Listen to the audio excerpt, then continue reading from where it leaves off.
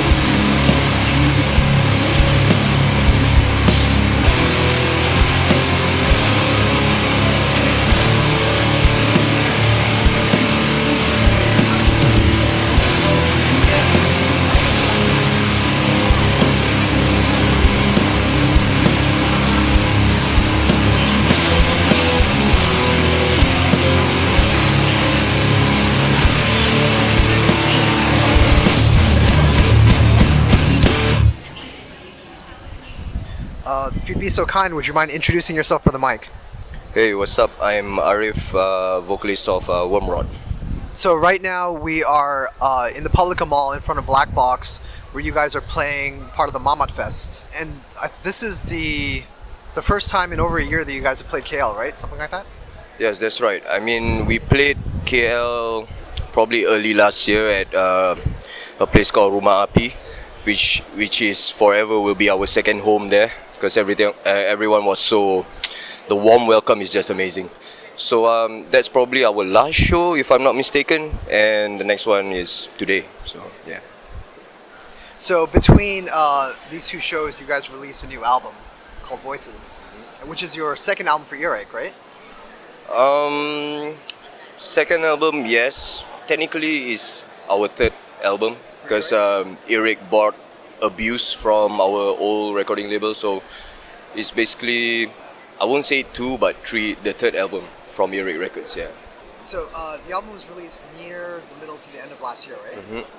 And it's the first album to feature your new drummer. Yes, that's right. Without, I guess, going too much into like the background, because I think you guys have talked about it a lot, but Vijesh came from Truth Be Known, right? He's from a lot of bands in Singapore. He's from Truth Be Known, he was from Cardiac Necropsy, he was from, I'm not too sure, there's a few more other bands, so yep. How long had you been working with him before the album came out? Well, since our ex-drummer Fitri left, that was about, I think about 4 years ago or 3 years ago. And immediately we are in search of Vijesh. I mean, we keep asking around every local drummers that we can find, but it's very impossible. And until one of our friends just gave us a phone number, which is Vijesh phone number, and we just give it a shot. I mean, he's the first drummer we ever tried out after Fitri, and it all went smooth sailing right after. So he's been in the band, I think, and up till now it's about, I don't know, close to a year plus, I think. So yeah, everything went smooth sailing, and he's from not a punk scene, not a really grindcore scene, because he's a death metal drummer at heart, and still is, and we are slowly trying to teach him to be a little bit more messy than precise. So yeah. Did it influence the writing or the recording of the album at all, that he came from a different background? It did actually. Everything was almost too perfect, which we don't really fancy most of the time, because we've bonded with our ex-drummer with his kind of style of playing, which is pretty fucking messy and just go apeshit on the drums. But Vijesh has different styles, so we need to respect that as well and try to convince him to be as messy as possible. So it feels more genuine that way. So yeah. I mean, I did see him play with you guys when he played Rumapi last year, and it's just phenomenal, like how fast and how tight he is. And that was kind of my take on the last Wormrot album, which is, you know, somehow impossibly you guys got even faster. Do you think any of that has to do with him? Probably yes, because I don't know. The actual goal of the Voices album was to play it slow. Really? Because a lot of the songwriting involves melodic parts, and if it's fast, then the melody part kind of lost in transitions. But somehow we got used to his speed, and he goes crazy live as well. I mean, album speed and live speed is vastly different, because you tend to play faster live. And the one who is suffering is just me and Rashid trying to catch up to his bullshit. So, but all in all, I mean, the adrenaline is there, which is the most important part of Wormrot. And yeah, as long you don't fuck up on stage, that'll be fine. I heard a story. It reminded me because you mentioned the live shows playing faster. Friends of mine helped set up Saigon Deathfest. Saigon Deathfest. Yeah, a few years back. And you guys had to audition for... Do you remember the story? Yep. You guys had to audition for the authorities in order to play the show. Mm-hmm. And so the story I heard was that you guys actually played the songs about half speed. Is this true? Not only half speed, there's no distortions, there's no growling, there's majority clean vocals, and I mean, our ex-drummer Fitri has to put it on a down low like times 100. You know, I mean, instead of hitting really fucking hard, he's just, you know, kind of unplugged version. It sucked. I mean, it's not us, and we have to audition to play, which is suck. And another thing that they mentioned, that Wormrot is a disgrace to the youngsters who are trying to form a band, because we do not have a bassist. And we didn't feel pissed off or whatever. It's just amusement for us. I mean, we're just there for just the experience and stuff. And to go through that shit is just fucking ridiculous, man. I mean, we have to tone down by gazillion times, and imagine me doing clean vocals is horrendous. So, and after that, during the actual show, they kind of approve us in a way. And during the actual show, we were full out blast, like we always do. And they were unhappy. They were there. So right after the show, we just fuck off. And that's about it, and we never heard of it. I think the organizer got banned or something because of us, because of the art council president. No idea. To clarify, the guys you had to audition for were the local authorities, the government, basically. Yeah, Yeah, the local government, yeah.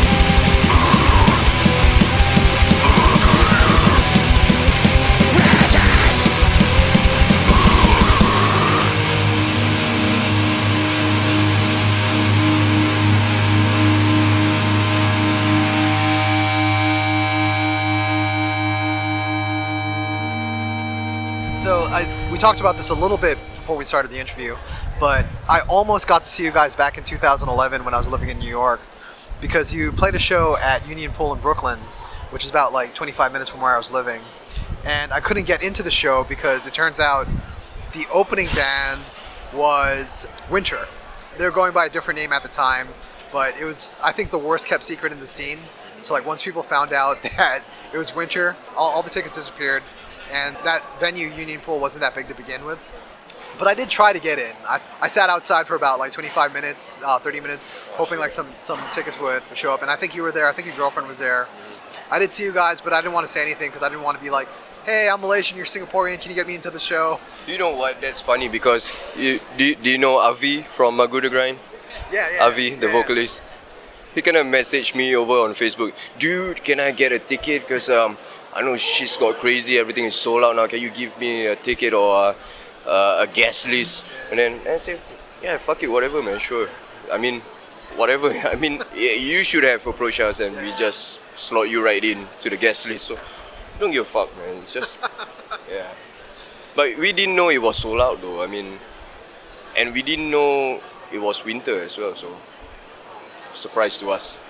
Once it got around through the message boards and stuff like that, that the band called Godin was actually Winter, and Godin was a Winter song.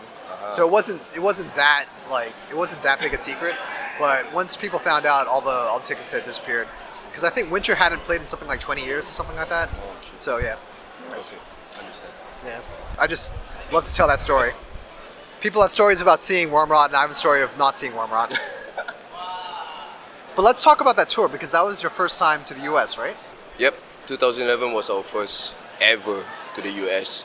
And I mean, everything was well planned, surprisingly. Because the visas, I'm not too sure what. I think we went to through an interview in Singapore in the US Embassy. And Rashid and Fitri, our ex-drummer, got in.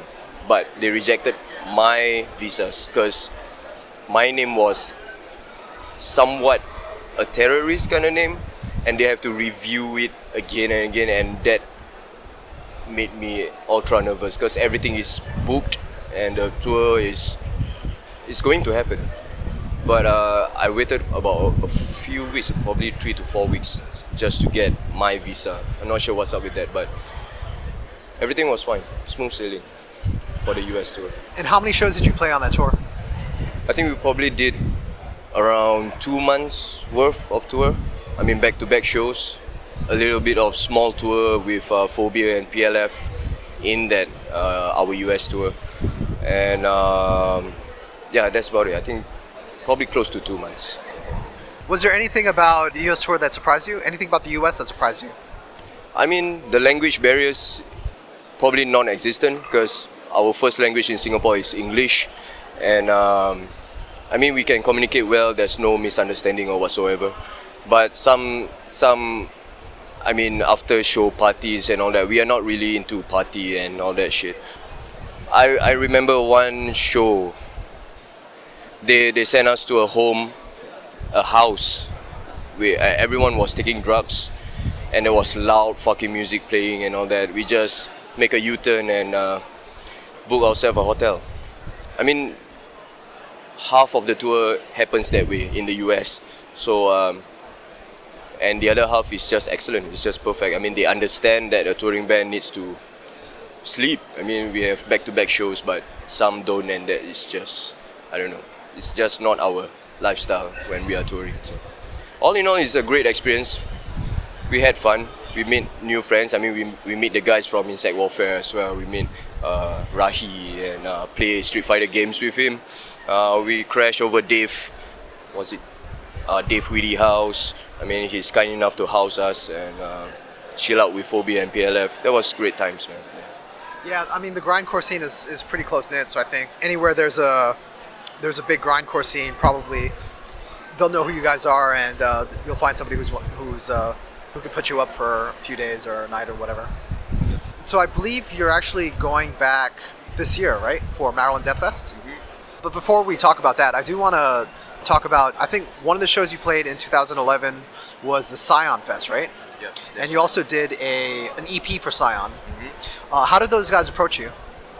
I mean, we just, this was it before Dirge or after Dirge? I'm not too sure. But we just got back from Dirge tour, which is in 2011. I believe we were just, we came back from the US and we received an email from Saigon to release an EP, and we were like, okay, sure, if you guys gonna pay for it, yeah, why not? I mean, it's no big deal for us. I mean, we are not a 24/7 punk band. I mean, we are any regular people. I mean, we are your next door neighbors. I mean, you guys all have jobs and stuff like that, families, jobs. yeah. Yeah, we have families. I have a son and all that. My girlfriend back then is also my wife now, and I mean, it's like after we signed the deal with Saigon and we got backlash, man, from the true cults, grindcore people. I don't know, but it's okay. I mean, we know this thing will come because Magruder Grind got backlash as well, Phobia too, and I mean, we just do it just to spread our new stuff. I mean, if anyone willing to help us cover for the tours, for the flight tickets, and for also like the Noise EP, why not? I mean, we couldn't care less if it's not a DIY kind of punk scene. We just want to spread our music as much as possible. Yeah. So just to give a little bit of background to people who may not be familiar with, Saigon was a part of the Toyota company, which was manufacturing a different kind of car and trying to tap into the youth market. and one of the venues that they were using to promote their car was independent music. And so they put out a bunch of free EPs from bands like Wormrot, Magruder Grind, Immolation. I think the black metal band Enslaved also did an EP with them. And these were free EPs that you could download. They paid for the recording and the production and stuff like that. That's right. And so some people felt it was not true or not like DIY or whatever to partner with a big multinational corporation like that. I will say that from like the 4 EPs that I heard from that Scion put out, that Enslaved EP is one of my favorite Enslaved EPs. The Immolation thing I think is the best thing they ever put out. I think the Magruder Grind one is the only Magruder Grind release I have. So this was like top quality stuff. And then I don't think it actually worked out for Scion the way they thought it would. I don't know how many death metal fans actually ended up buying a Toyota. But, I think, the end result was we got a bunch of cool music out of it. They kind of contribute something. I mean, music get put out and people get to hear new music and they are responsible for it. We have to thank them for that. But the aftermath, I'm not sure what's up because there's no more Scion. And but yeah, we have to be thankful. I mean, there's no regrets whatsoever. I mean, they are very nice to us, top tier accommodations and all that. So we're thankful.